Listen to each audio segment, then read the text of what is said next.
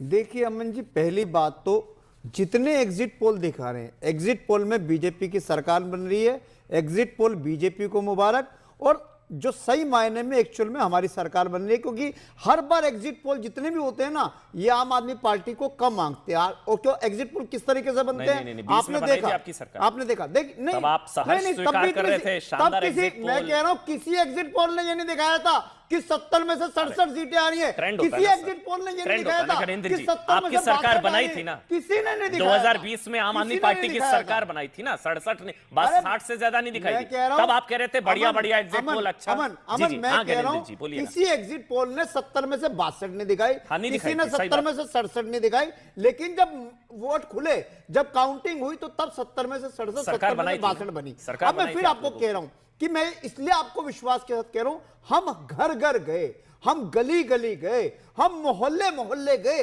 पिछले 6 महीने से लगातार हम कैंपेन कर रहे थे, और कैंपेन के अंदर दिल्ली के लोगों ने कहा कि अरविंद केजरीवाल को हमें चौथी बार मुख्यमंत्री बनाना है, दिल्ली में फिर से केजरीवाल की सरकार लानी। उसका कारण क्या था कि दिल्ली के लोगों के सामने दो ऑप्शन थे। एक ऑप्शन था काम करने वाली पार्टी का, जो दिल्ली के लोगों के काम कर रही है।